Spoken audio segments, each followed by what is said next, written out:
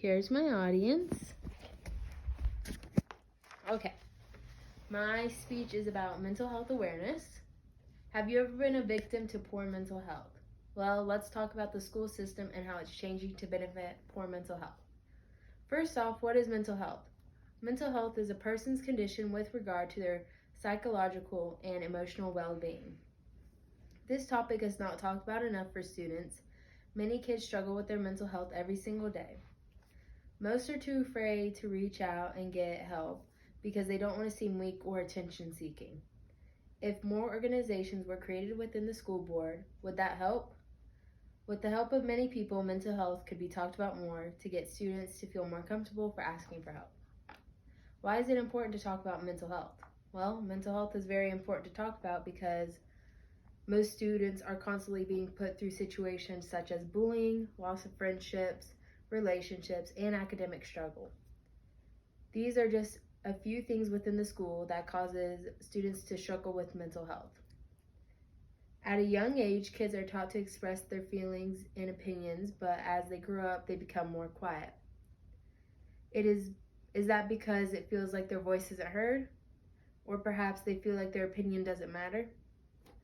What can we do to change that? College, high school, and middle school mainly deal with students who are depressed, have anxiety, feelings of being overwhelmed, and many more.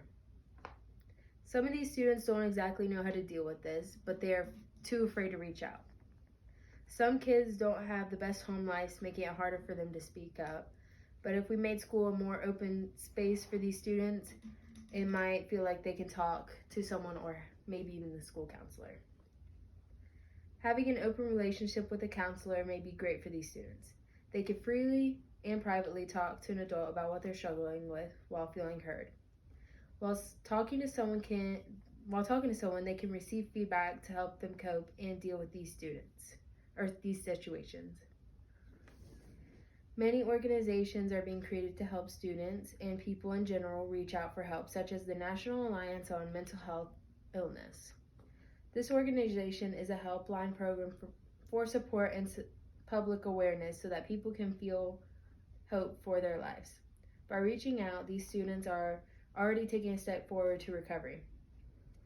The recovery process can be quite long depending on how dedicated you are. Many people will supporting for you and rooting you on. According to the website Prevalence of Mental Health Services, studies show that in 2019 and 2020, about 55% of public schools had students dealing with poor mental health. Very few public schools offered any treatment, making it harder for students to reach out and get the help they need. Public schools with larger amounts of students offered more help and treatments than schools with fewer students. Another study showed that in 2021, more than 42% of students felt sad, unhappy, and had poor mental health. More than 22% of students had suicidal thoughts and even considered attempting. These mental health problems are often led to students using drugs, self-harming, and many more things. Why don't most people reach out for help to recover? Well, sadly, some of these people don't reach out for help because they might find a safety or they feel like they are too far in a hole where they can't escape. People sometimes feel more safe with their depression because it's what they know, meaning that they know if they're in this hole, they can't get hurt more than they already are. But getting hurt is part of recovery. You can't let something small determine your life or how you choose to live it. Some people feel like they're too far in this hole to where they can't escape, sometimes leading them to cope by using drugs, self-harm, or suicide. If you put your mind to it, ask for help, and try to recover, you can do it. Many people have came out successful, but others not so much because they feel like there's no hope. According to the website, what really happens when you reach out to a crisis line? The main question is, what do crisis hotlines really do? Usually you would call or text the hotline and talk to a trained counselor. This person will help talk you through the situation you're going through and find some sort of outlet or a way out. If someone were experiencing suicidal thoughts, it would be best to reach out to a hotline. If you mentioned that you were thinking about suicide, then the crisis line would send police to your location to stop and prevent you from this. These calls and texts aren't confidential only because if they were needing to send out help for you, they would need the information of the emergency services about what's going on. Hopefully, more organizations are created for the schools to help students feel like they have a life to live. These students feel like they are going through motions every day, such as waking up, going to school, doing homework, going to bed, and repeating. They feel like they are trapped in a time loop, making them hopeless. Reaching out to a counselor, parent, or friend could really help. Mental health is not talked about enough throughout your schools, and definitely not enough when you grow up.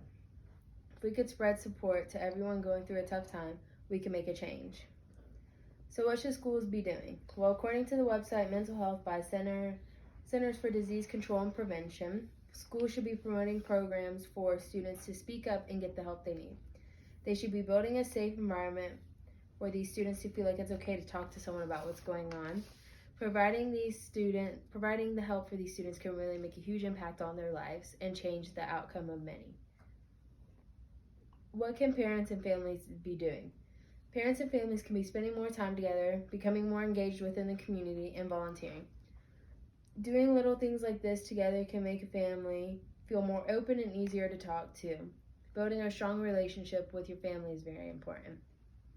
If you notice a friend, a student, or an adult, or someone you work with that is struggling, don't be afraid to talk to them. You never know what someone is going through and how much a simple "are you okay" or "do you need a hug" can do for someone. You can always help push them to recovery and to sign up for an organization that can really change their life. Just think, what if that was the last time you saw that person while they were struggling and you didn't offer help? Personally, I wouldn't be able to live that down. It can be something small, or you can really try to push them down the right road. Don't ever leave someone to fend for themselves. How would you like it if you were in their position? Thank you.